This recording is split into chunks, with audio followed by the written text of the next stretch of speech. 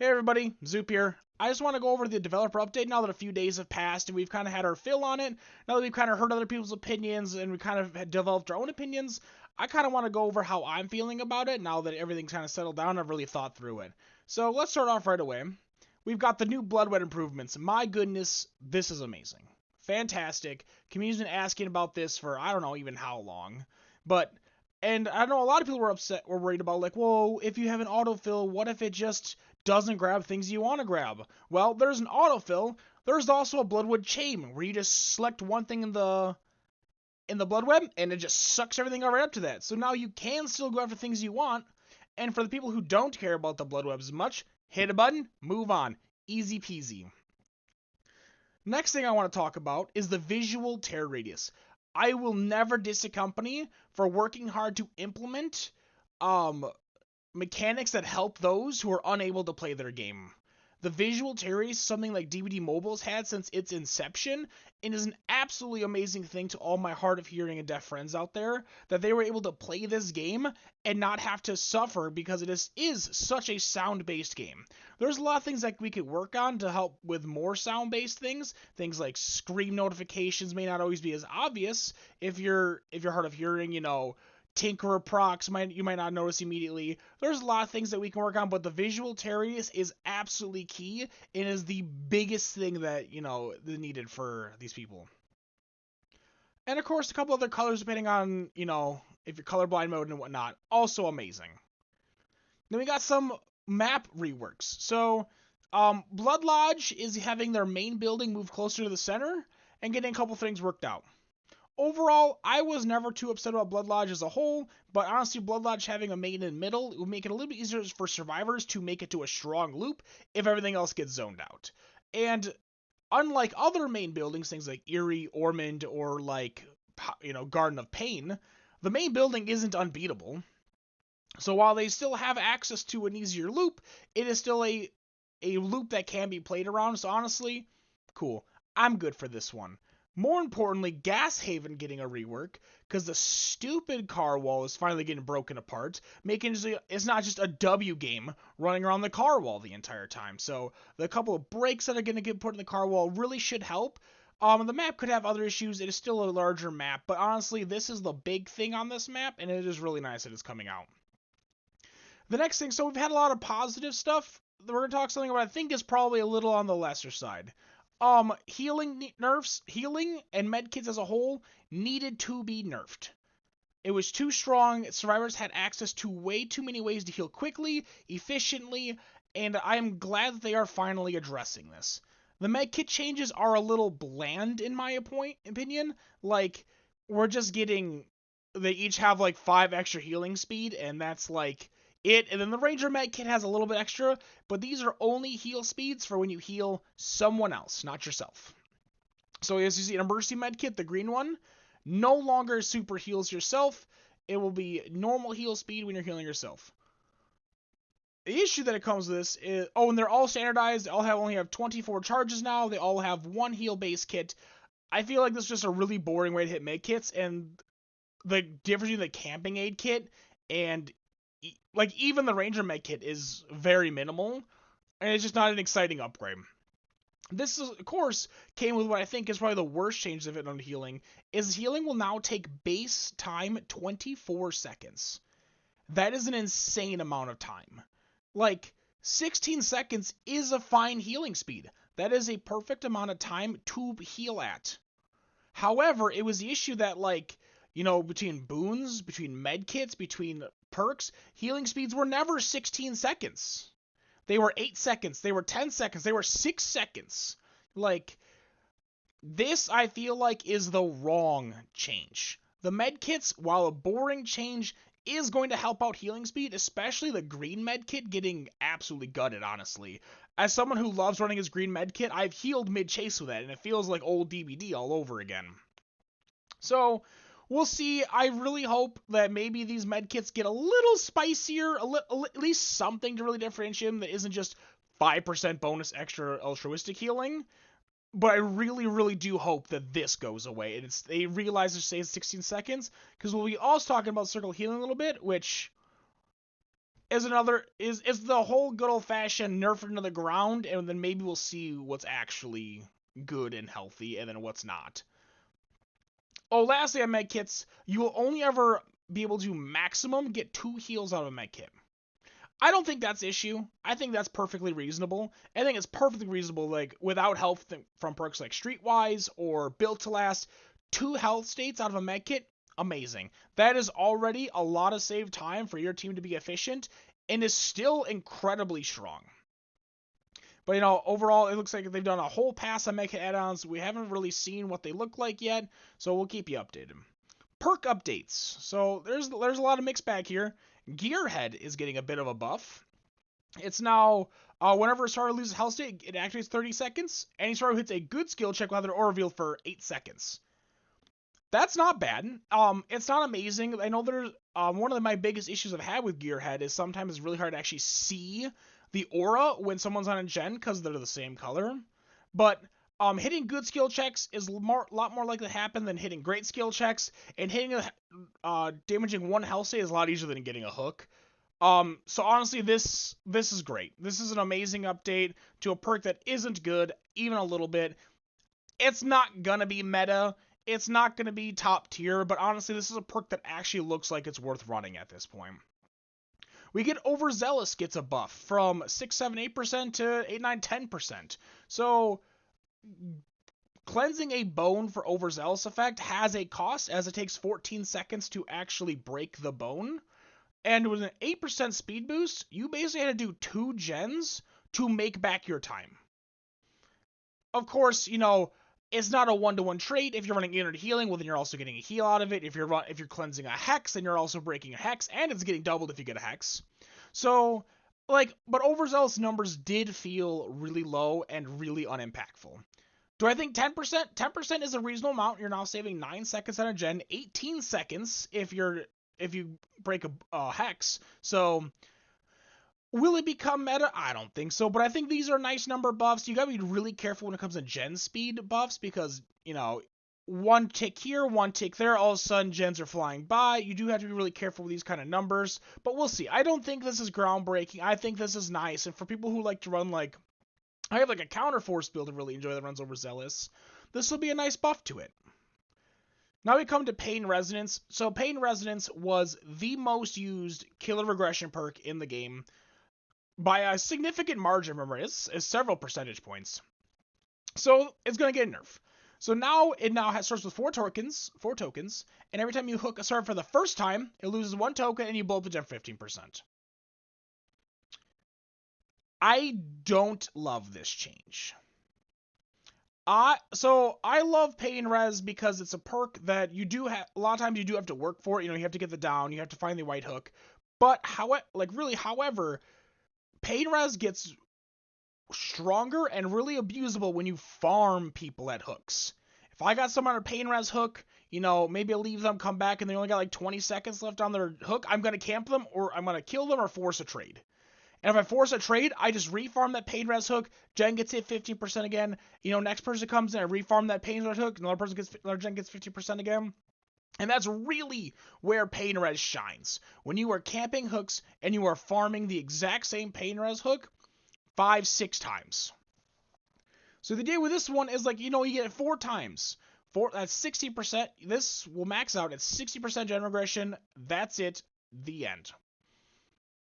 I don't love it. I feel like this really does just murder the perk. Like, I don't think I'm gonna, like, I might, now you can be a little more strategic about how you do Pain Res hooks. Maybe you want to hook them on a regular hook, save that Pain Res for later.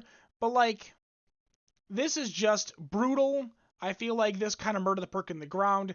Preferably, what I would have liked to have seen with this perk is a cooldown on it. So, like, if I farm someone, I can't reuse it right away. Or just you straight up can't double use a hook. You know, I hook them on main building, that one's done for a little bit. I have to hook them near shack, that one's done, but you know what, the other one's back. Can't farm the hook anymore. Or maybe you can't kill the perk. Like, if you put someone on death hook, it doesn't blow it up. Now you get at least 8 triggers instead of 4. I feel like this one's a really aggressive nerf to Pain Res, which is extremely good perk. Did it need a nerf? Probably needed a bit of a love tap because it was performing so well. I think this is overkill. We'll now come to the nerf of real contention, the Dead Hard nerf. So Dead Hard will functionally work the same. You push E, killer hits you, you'll get endurance, and you'll zoom off into the sunset.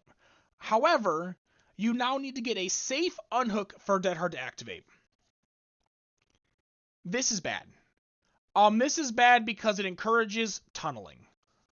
Okay, I want to talk about the good thing first. The good thing first is, on my first chase, I can lunge.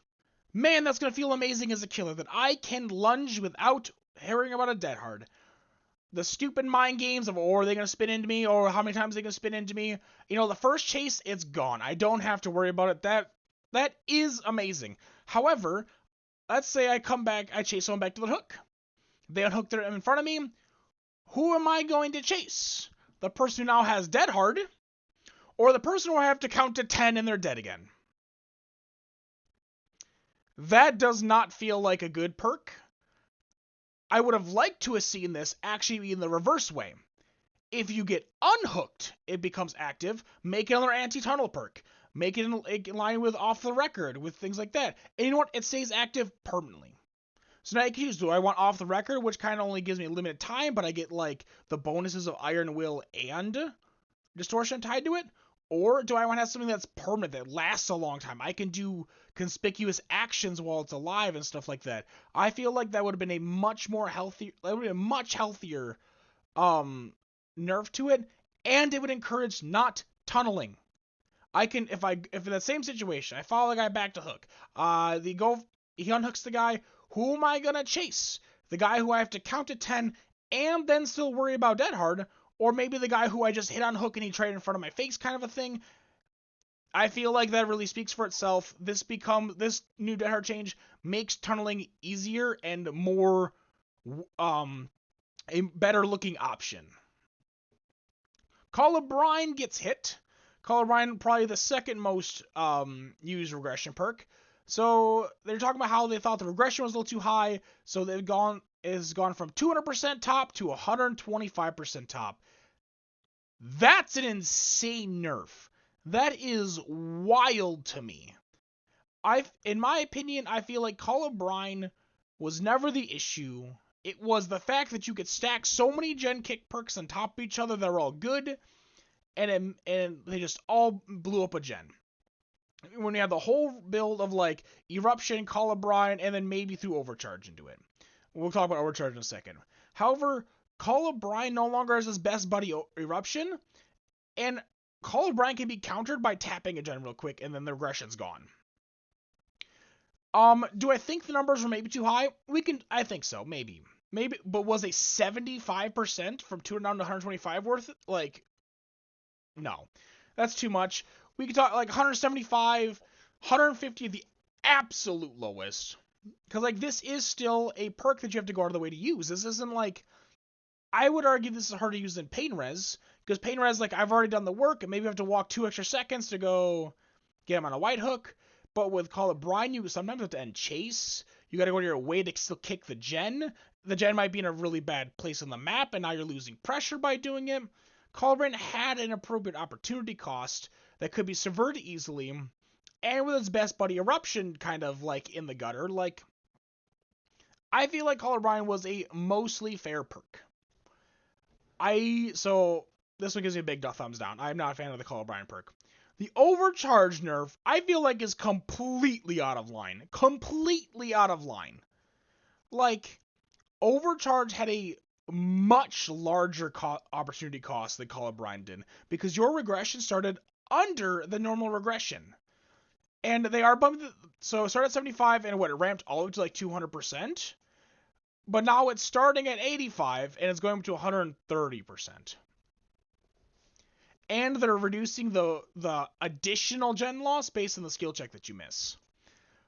I understand the skill check can be frustrating for players who maybe have bad ping, lower frame rate, and earlier game players, but really it's a fair part of the perk that can be overcome with practice. I feel like Call of Brine will still see play. I think Overcharge is straight dead. I think this perk will be dead overnight. I don't feel like it'll see the light of day except for in like impossible doctor skill checks or the new like impossible skull merchant skill checks. This one was overkill. It had so much opportunity cost, so much counterplay. Like it was literally a detriment to have this perk if the survivor that tapped it immediately and could hit the skill check. Literally a detriment. And I feel like this is just, it's not necessary. Now we come to Circle of Healing, and ding dong, the witch is dead. Holy shit, this perk got hit. So, I've been screaming and screaming that my beef with Circle of Healing is not the increased heal speed, it's the ability to self-care in the perk. And that part, gone! Out of here, never to be seen again, hopefully, please. And you get a little benefit, you now see the survivors see the aura of injured people inside the perk. That's kind of a neat little effect, not bad. However, I do have a beef with this update. I think, especially now with the self-care gone, shoot those numbers back up. Honestly, this 50% healing speed right here, put it back up to 100. I do not care if that number is 100% bonus healing speed, especially even if they don't go through with a 24-second healing, because that is 2 survivors that have to go out of their way to do that. That is pressure building. It's no longer one survivor going out, walking into a blue area, self-caring, and then being fine. It's now 2 people going to reset, and they reset faster. I think that's perfectly fair, and those numbers can go back up. And I would not have a single beef with that.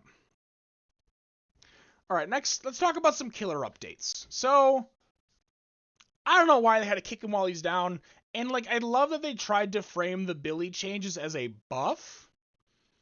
But it's not even a little bit.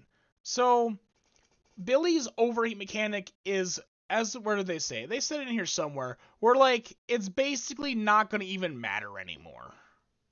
So, first of all, they're saying it's going to be much more forgiving. So, basically, when you rev and you continue to rev your chainsaw, the heat will be dramatically reduced. Oh, here we go. Making the overheat mechanic almost a non-factor when used in loops and over short distances.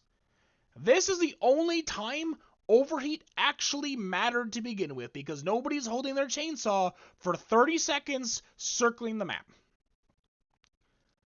So, why just not remove it? Everyone knows the overheat mechanic's stupid. It doesn't really fit for the character. It seems like a really bad nerf to a character that's already kind of suffering. Like, hey, look at that. We give you guys a buff. But you know what? We've also hit Doom Engravings and Death Engravings. Billy's realistically only good add-ons. What do we got? The rest of them are kind of just quality of life buffs, decreased bump time, or, I guess you charge your chainsaw faster after getting stunned. And it's those are so niche, so specific, don't really give you a ton. If you're running Enduring with the stun one, you can make it some funny plays off. But really, Doom Engravings, Death Engravings are the bread and butter of every Billy build ever.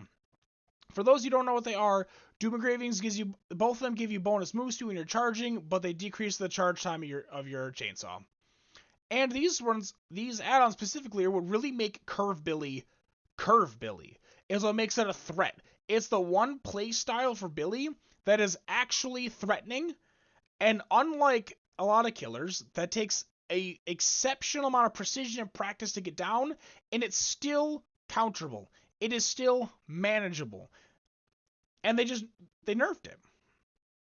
This screams Marvin's Blood and Toy Sword nerfs. For those you don't know, Marvin's Blood from the Nemesis was nerfed, a year ago? And same thing with the Toy Sword from the Twins. Behavior went, let's look at the numbers of all these add-ons. They went, Nemesis using Marvin's Blood has a significantly higher kill rate than him not using it. So they went, let's nerf it. When they didn't realize that Nemesis add-ons are all bad. They're all bad. Marvin's Blood was the only reasonable one. There's Jill's Sandwich, which is pretty decent. There's a Scratch the Cut Coin, which is pretty okay. The Stars badge is fine. But, they went, this one add-on's overperforming. Nerf it. And the same thing with the Twins. Hey, every Twins player is running Toy Sword. What's up with that? Nerf it. It's like they don't look at the killers of the whole. They just look at a number of an add-on and go, that add-on's is outshining the rest, so we should nerf it. But they don't look, especially Twins and Nemesis, and Billy. Twins, Nemesis, Billy do not have a good suite of add-ons. They just don't. They're medium at best, and just straight awful at even in the middle add-ons. So for them to come out and say, hey, we're nerfing Billy's 2 best add-ons, screams they don't know what's going on with the actual killers. And that feels bad. I've heard a lot of people say, buff the base speed of Billy and then nerf the add-ons so they're the same. So Billy's without the 2 engravings feel a bit better. Sure, we can talk hours about how Billy should be buffed. However, this was really probably the most mind-boggling change in this entire update. Come to a couple other ones. Pig has a add-on that makes it fat. She moves faster when she's crouched. Goes from 6 to 10. Sure, why not? It's fine. Cool. It is what it is. Pig has some decent add-ons, so this one getting buffed is kind of nice, but it's nothing special. It's fine. We come to the Oni. So Oni has a few add-ons that makes it so he moves faster when he's sucking blood. For those of you who know, Oni moves significantly slower when he is absorbing the blood. He has 2 add-ons that increase it by 0.3 and 0.6. And they're increasing them to 0.4 and 0.7. This is worthless. This is an absolute worthless buff. Oni has decent add-ons. He has very simple add-ons that all have 3 tiers. Speed, good. Extra blood, good. What is it? There's the one that you spend less blood when you down people, good. Billy, no, sorry, not Billy. Oni has a decent suite of add-ons. Some can be tweaked. These ones could be tweaked. These numbers are too low. Honestly, if it's a green one and a yellow one, I believe. If the green one made it so you basically suffered no or very little speed penalty, maybe we can talk. But 0.4 and 0.7 are such negligible buffs that these are still useless add-ons. Don't use them. The Nightmare, Freddy, gets a buff that when you trigger a Dream Sight or Dream Palette, you get blind. They increase the blind by 30 seconds. Cool. Fine. No complaints. Blindness is an okay status effect. Increasing by 30 seconds is a long time. Fine. Fair enough. Freddy's whole suite of add-ons need to be relooked, but you know what? It's a nice buff. I won't dumpster on it too much. I think the silliest one is Execute. So Pyramid has an add-on that makes it so when you step in his goo, you get the killer sees Killer Instinct. He has the Scarlet Egg, increases it by a second half. It's now gonna be 3 seconds. That's just kind of why. When someone steps in your goo, 9 out of 10 times you know where they're at anyways. I mean, maybe you can get a little bit of wall hacks with this now because it lasts a bit longer, but it's really not that meaningful. And it's also weird they only buffed one of them, because I think he has 3 different add-ons at different rarities that do this. And they only buffed one of them. I don't know what they're thinking. Alright, the last killer update is the Clown. So Pinky Finger is an absolutely absurd busted add-on. Every time someone goes, hey, we should buff the Clown, you have another person goes, but wait a minute, Pinky Finger exists. You can't buff the Clown because Pinky Finger exists. Which is honestly, a reasonable argument. Pinky Finger needs a complete overhaul. However, it did get a nerf. So when you have the Pinky Bottle, the maximum is reduced by 3 now instead of 2. So base kit, you start with 1, right? Yeah, you get 1 bottle, because I think you start with 4. Now you're down to 1. You can use add-on now, have 2. The add-on kind of is just like Iridescent Head on Huntress. It's kind of a toxic add-on that really, it makes the killer unfun. You can just camp with it, and, no one can ever trade. So, it getting nerfed is cool. It getting reworked and completely, changed would be amazing. Now we have the bright light interaction removal. And so we have a good, a bad, and I am a little so-so on it. First of all, the good. Wraith is no longer burned by flashlights. I love Wraith. I also recognize that Wraith is a fairly weak killer. This change is nice. Like, I have learned as Wraith that you could do the dance, do the bob and weave, get behind a wall, hide from the flashlight, and you can avoid it. And it's not significantly difficult to avoid it. However, it feels really bad you have to do this silly dance to not get stunned when you're coming out of him. And a lot of times you have to put yourself in a bad position, out of position, and like you lose hits on a killer that is not amazing. So, I'm cool with this. Honestly, it was really funny. Someone necroed a post on the Reddit where I had asked for this about a month ago. And I'm like, oh, look at that. They did it.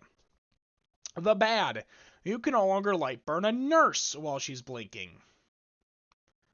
That's scary. Now the flashlight plays against nurse are not something that everybody knows, and is not something everyone can do well. For those of you who don't know, because weirdly, a lot of people actually don't know this because it's not said anywhere, but while a nurse is blinking, you can shine a flashlight on her. If she continues to attempt to blink, you light burn her and she gets stunned. But while she has it, or you have the flashlight on her, she can't blink at all. Now, the wording here is a lot super specific, as it says the nurse could also be burned by blinking. This didn't come up very often since it was very risky and difficult to pull off, but it has been removed. They did not state whether or not the blocking of the blink is gone, just that the burning is gone. If the burning is gone, that's not a big deal. Only baby nurse ever got burned because it was something the killer could just avoid. However, if the blocking of the blink is gone, that's not good. In the same patch they nerf the Billy, they be buffing the nurse, and that is absolutely wild. The wording's not clear, so best we can just hope and see what comes out of this. Oh, there's one more than I remember. The artist, you can no longer scare the birds with a flashlight. It is technically a nerf, but really that one isn't the worst thing in the world. It required a second person to do it. Like, it didn't save a ton of time. It's honestly, I think less people knew about this one than the nurse one. So, it is what it is. The one I'm so on is the hag. So a lot of people out there are calling this a hag nerf. So now, because flashlights no longer break hag traps. Instead, every person now has the ability to break them by crouching up and wiping them away. This is a weird one that I'm not sure how it's going to play out yet. So upside, you don't need to run Franklin's every time you see a flashlight anymore, because flashlights don't murder your traps. That's pretty cool. Downside, everyone can now murder your traps. I don't know. I feel like this one's kind of a give and take. This one isn't as clear cut as the other ones. I feel like this one could either go either way. And I think this one's the most balanced of a lot of the small changes. I'm kind of okay with this one. We'll see what it comes out to. And then finally, they talk about the Deep Rift and how they really liked it. But they're going to make so the Deep Rift are a little more... they're more different than just a color scheme change. Cool. You know what? I'm cool here for cool cosmetics. I like the idea. We'll see what we get. Oh, also, they mentioned that every time we get a non-licensed character, we're going to get a behavior design character, we will get a tome shortly after their release. So, we now know that the next tome will be Skull Merchant based. Alright. I mean, it does kind of suck that a lot of killers have been kind of left in the dust and just haven't gotten anything yet. But we'll see how this one pans out. This one is fine. It doesn't really mean a whole lot in the end, but cool. I'm cool. I'm excited for new skins. And that, everybody, is the end of the developer update. If you want to go ahead and leave a comment on my video here, that'd be greatly appreciated. It helps the YouTube algorithm. Tell me where I'm wrong. Tell me where I'm right. And for those of you who don't know, follow me on Twitch, ZoopTube_games. I stream most weekday mornings, doing DBD. I've been playing Resident Evil lately. Come join me. We have a blast. Till then, everybody, take care.